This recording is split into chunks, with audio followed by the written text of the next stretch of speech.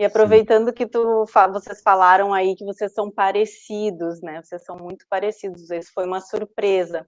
Tem aquela questão, os opostos se atraem, é verdadeira essa frase aí nos relacionamentos? E quais as diferenças entre vocês, assim, que identificam como complemento um no outro, enquanto casal?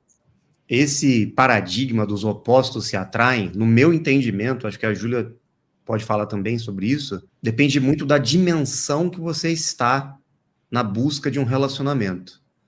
Quando você não se conhece, você tem que construir um personagem para o outro te aceitar. E geralmente você vai buscar no outro aquilo que você não tem em você. Porque você não quer refletir o seu próprio ego num relacionamento. Então, pessoas muito parecidas conosco vão acabar refletindo o que nós somos, e isso incomoda.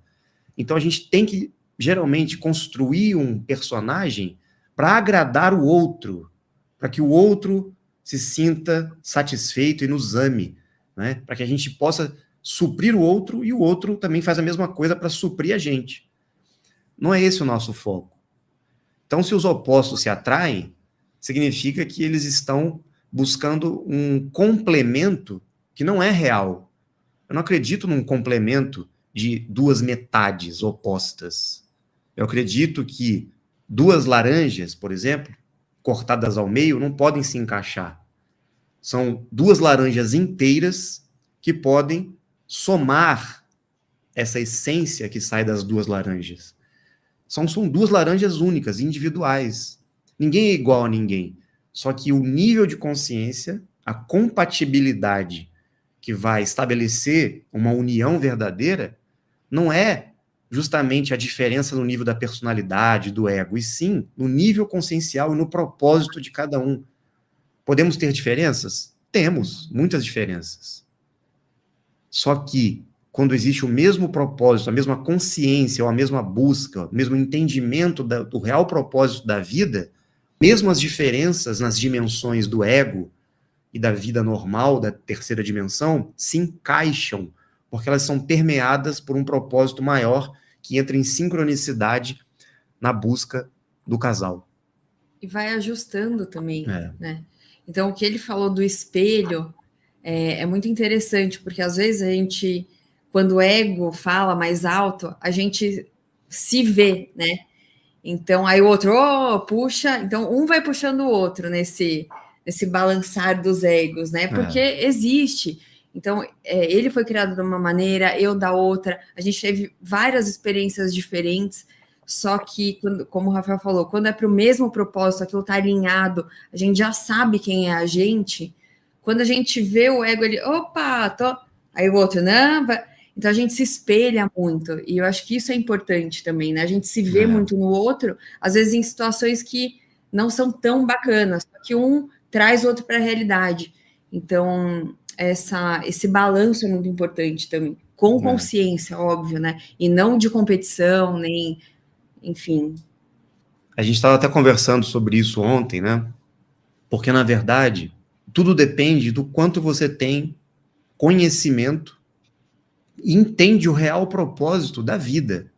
Não tem como nenhum relacionamento amoroso, social, familiar, não importa o tipo de relacionamento, qualquer convívio com outrem vai te conduzir a uma reflexão sobre si mesmo, um aprendizado sobre si mesmo.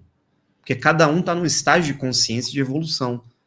Só que, como existe ainda uma ignorância de nossa parte com relação ao propósito real da vida, quem somos nós, o que estamos fazendo aqui, de onde viemos, para onde vamos, o que é esse mundo, o que realmente existe além da matéria, ou seja, um conhecimento que a gente não tem acesso, infelizmente. Agora que estamos começando a entender o propósito real da vida, tudo muda de dimensão.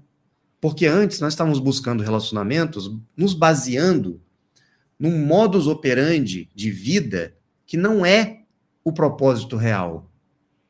Todos estão vivendo com a certeza, por exemplo, que vão morrer um dia.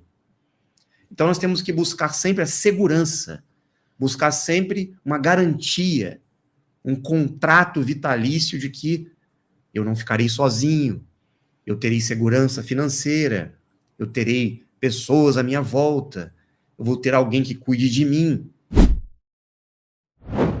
para inconscientemente substituir a minha mãe. No caso da mulher, alguém que vai substituir o pai. Porque na infância, a referência de relacionamento são os pais. Chega um momento que a gente tem que migrar o amor dos pais para um relacionamento afetivo. Como Freud já dizia, toda transferência psíquica, emocional, na adolescência, na fase adulta, traz toda essa carga de pai e mãe inconsciente que a gente teve na infância, né? E a gente tem que se conhecer para lidar com isso. Até a gente entender que nós somos pessoas inteiras, independentes do condicionamento que tivemos dos pais, dos traumas, das experiências, das perdas, alegrias e tristezas. Para a gente não projetar isso e transferir para as pessoas que vão estar conosco.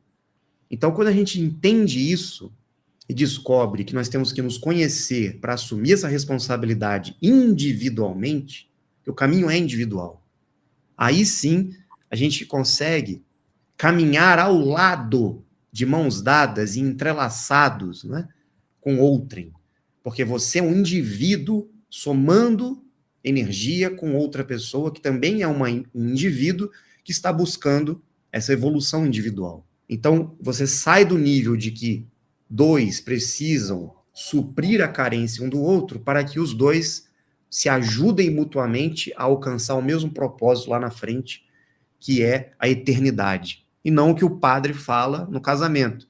Até que a morte os separe, vocês vão se amar. E tal. A balela. Que morte os separe. Então nós estamos tendo que ficar juntos, buscar ter família, casamento, segurança, deixar heranças aqui para um dia morrer e se separar? Não. Então, quando você compreende o propósito da vida, que é buscar a vida eterna, realmente evoluir para uma vida muito maior do que essa que nós estamos vivendo, que é uma vida ameaçadora, que traz o medo, que traz a incompreensão, o egoísmo, a competição, traumas, as emoções, né, que nos dominam, a gente entende que tudo precisa estar alinhado com esse propósito. Principalmente o relacionamento, o casamento, o namoro, que é a modulação das almas, para que a gente consiga chegar nessa frequência suprema, porque Deus é um casal. Se Deus é um casal entrelaçado, vibrando na consciência máxima, todas as polaridades abaixo dele, nesse universo manifestado por ele, precisa também alcançar essa frequência de entrelace, de consciência.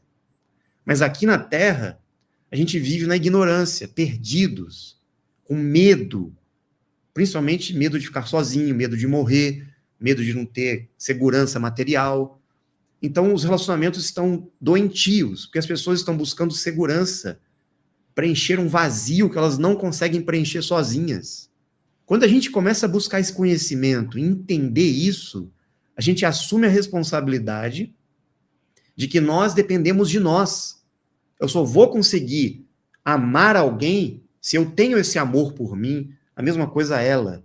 Ela só vai conseguir estar somando esse amor, desenvolvendo esse amor por ela. Foi o que eu disse. O amor não é uma obrigação. Não é você tapar buraco. Não é você suprir uma necessidade carnal. Não. O amor é a consciência de quem nós somos e a soma de energia para que alcancemos um propósito real, que é a vida eterna. E a vida eterna é alcançada entre duas polaridades conscientes que somam energia e crescem e evoluem juntas. Essa é a chave do entendimento. A maioria das pessoas está buscando essa união inconscientemente, porque o ego e os instintos primitivos buscam essa conexão, essa união, inconscientemente. Porque todos querem essa união, todos querem voltar para essa frequência, essa consciência de unidade. Porque lá em cima, nós somos entrelaçados. O nível do eu superior, nós temos, no nível das divindades, no nível da frequência do nosso eu superior, nós somos um casal. Assim como Deus, o casal criador, também está nessa frequência. Mas aqui na Terra nós estamos separados. Então todos vão querer buscar essa outra metade, esse complemento. Só que a pergunta é, quem está buscando esse complemento? É o corpo? É o ego? Ou é o ser?